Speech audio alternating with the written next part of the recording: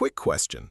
When was the last time you drank a full glass of water without immediately thinking, wait, was that my first one today or my only one? Honestly, I couldn't tell you. I think I survive on coffee and good intentions most days. Coffee and good intentions. That might be the most honest description of adult life I've ever heard. It really is our unofficial diet, isn't it? Completely.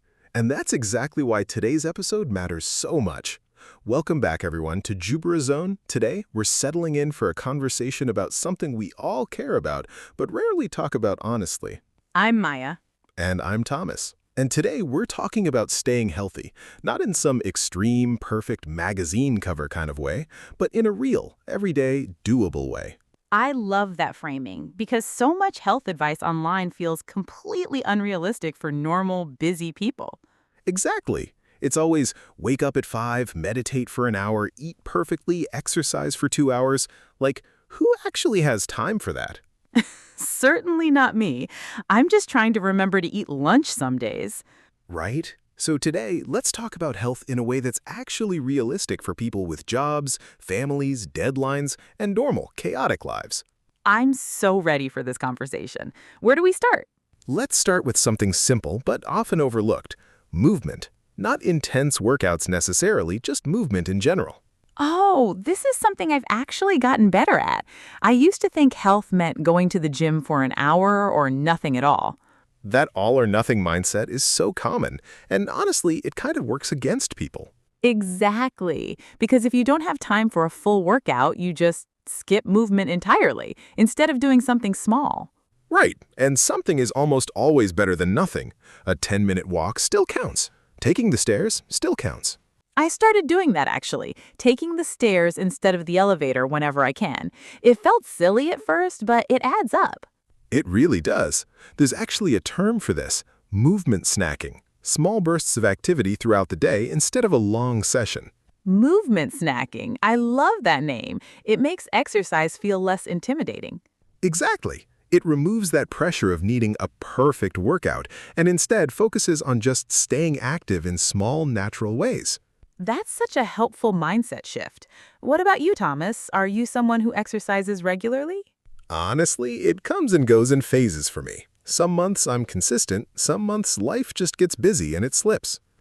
That's such a normal human answer, actually. I feel like a lot of health content pretends everyone's on some perfect, unbroken streak forever. Right? But real life isn't a straight line. It's more like 3 good weeks, 1 rough week, back to 2 good weeks. That's such an accurate way to describe it. Progress isn't about being perfect, it's about the overall pattern over time. Exactly. Okay, let's talk about something we touched on earlier: hydration. Why does something so simple feel so hard to keep up with? Honestly, I think it's because thirst isn't always obvious.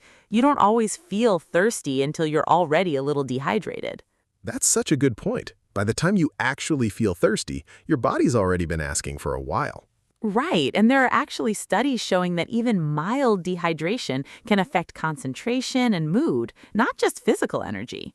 That's so interesting. So drinking enough water might actually help with focus and mood, not just physical health. Exactly. It's connected more than people realize.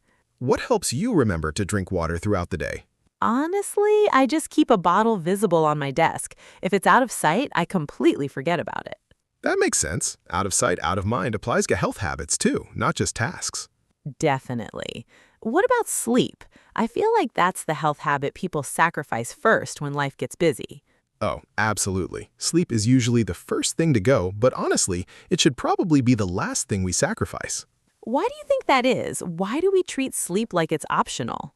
I think because it doesn't feel immediately productive. Working late feels like progress, but sleeping doesn't feel like you're doing anything. That's such a good point. Sleep feels passive even though it's actually doing so much work behind the scenes. Exactly. Your brain is processing memories, your body is repairing itself. There's a lot happening, even though it looks like nothing from the outside. I definitely notice a difference in how I feel, think, and even how patient I am, depending on how well I slept the night before.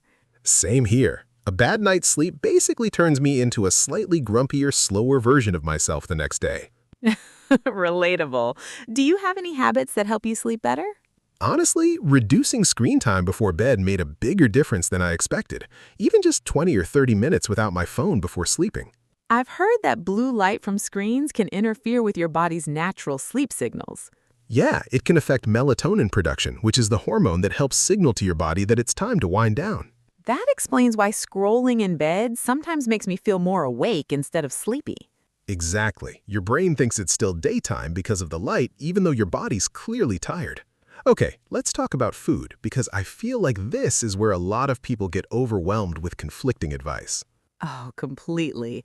One day you hear one food is amazing for you, and the next week there's a completely different opinion about the same food. It's exhausting trying to keep up with it all. I think the simplest approach is just focusing on balance and variety rather than chasing whatever trend is popular that month. That's such a refreshing perspective, actually. Not obsessing over perfect meals, just generally eating a mix of different nourishing foods. Exactly. And honestly, enjoying food is part of health too. Food isn't just fuel, it's also connection, culture, and comfort.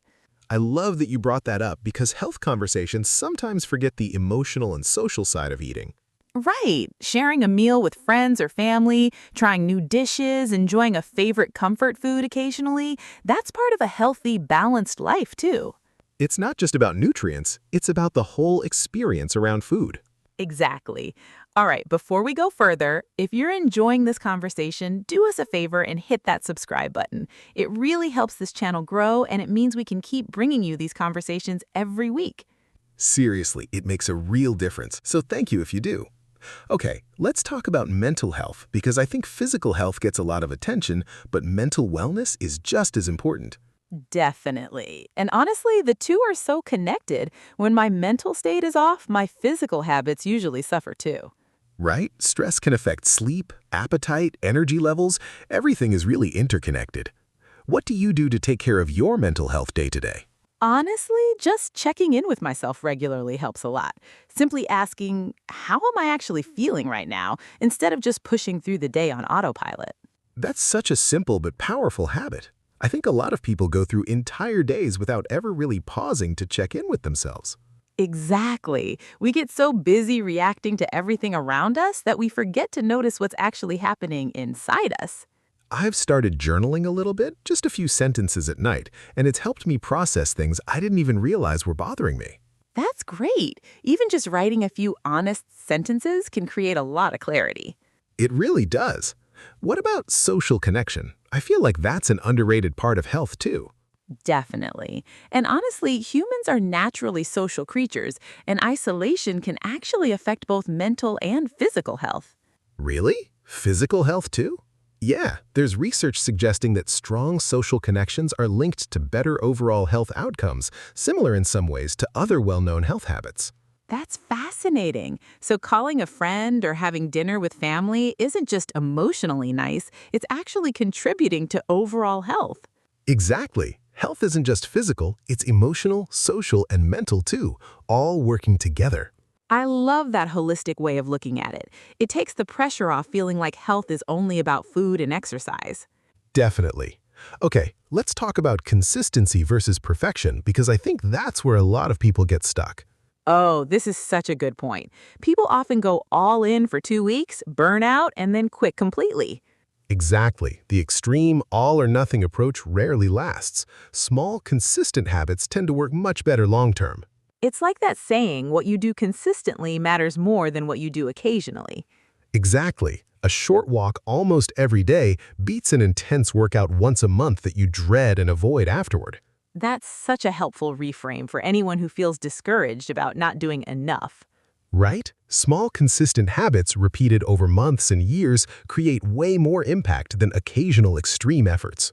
I think that mindset alone would relieve so much pressure for people trying to build healthier routines. Definitely. All right, I think it's time for our quick quiz. Ready, Maya? Always ready. Question 1. What is movement snacking? A. Eating small snacks during exercise. B. Small bursts of activity throughout the day. C. A type of diet plan. B. Small bursts of activity throughout the day. Correct. Question 2. True or false? Screen time before bed has no effect on sleep quality. False. It can interfere with melatonin and make it harder to fall asleep. Exactly right. Last one. What tends to work better long-term for building healthy habits? A. Extreme effort occasionally. B. Small, consistent habits. C. Doing nothing until you feel motivated. B. Small, consistent habits. Perfect score, as always. I do try. All right, let's wrap up everything we talked about today.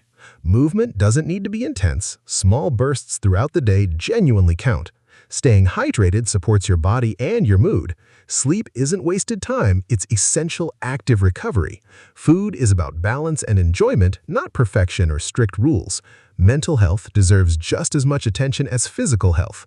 Social connection is a real, meaningful part of overall wellness, and consistency, even in small doses, beats occasional extreme effort every time. And most importantly, health isn't about being perfect. It's about showing up for yourself, a little bit, most days.